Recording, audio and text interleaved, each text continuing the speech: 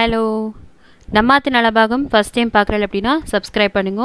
So பக்கத்தில் இருக்க bell simple press பண்ணிவிட்டு ஆல் அப்படிங்கிற ஆப்ஷன் செலக்ட் பண்ணிக்கோங்க.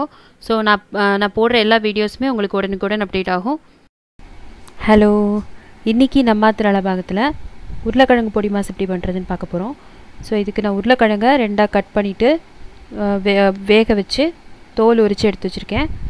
ஸோ இதுக்கு தாளிக்கிறதுக்கு தேங்காய் எண்ணெய், அப்புறமா கடுகு, உளுத்தம்பருப்பு, கடலைப்பருப்பு, பெருங்காயப்பொடி, கருவேப்பிலை, அப்புறம் தேங்காய் தூள் ஒரு அரை மூடி, அப்புறம் 2 பச்சை மிளகா 2 மிளகாவத்தில் எடுத்து வச்சுருக்கேன்.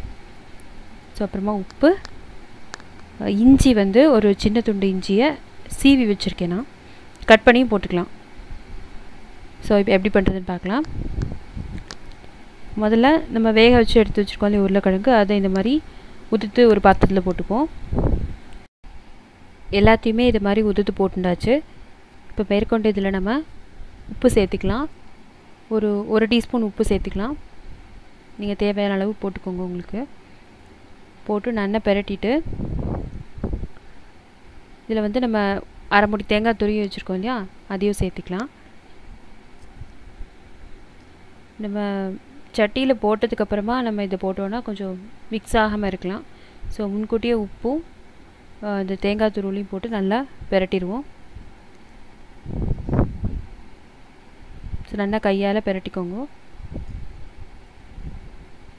இது நல்லா வதக்கிட்டால் போகிறோம். ஸோ தேங்காய் போட்டிருக்கிறதுனால நீங்கள் ஊசி போயிடும்னு நினைக்க வேண்டாம். ஸோ இது நைட்டு வரைக்கும் கூட நல்லாயிருக்கும். ஸோ இது கையால் நல்லா பெரட்டியாச்சு.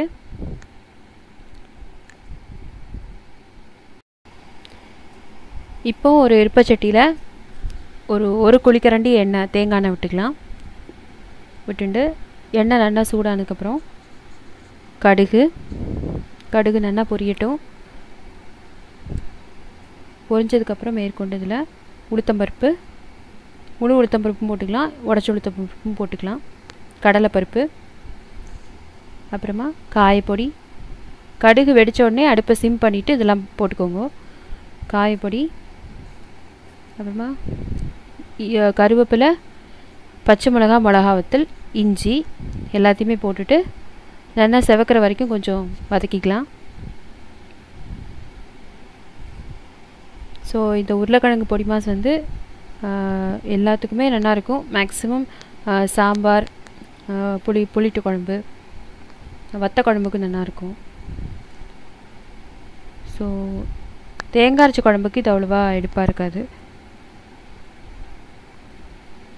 ஸோ இப்போ நம்ம பெரட்டி வச்சுருந்த உருளைக்கிழங்கை போட்டுக்கலாம்.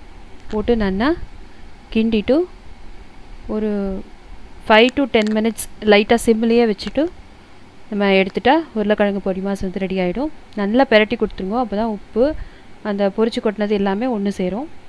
ஸோ 5 to 10 minutes வச்சுட்டு நம்ம எடுத்து சர்விங் பவுலில் மாற்றிடலாம். ஸோ இவ்வளோ தான், ரொம்ப சிம்பிளான ரெசிபி. எல்லாருமே ட்ரை பண்ணி பாருங்க. பார்த்துட்டு எனக்கு எப்படி இருக்குன்னு கமெண்ட் பண்ணுங்க. Thanks for watching.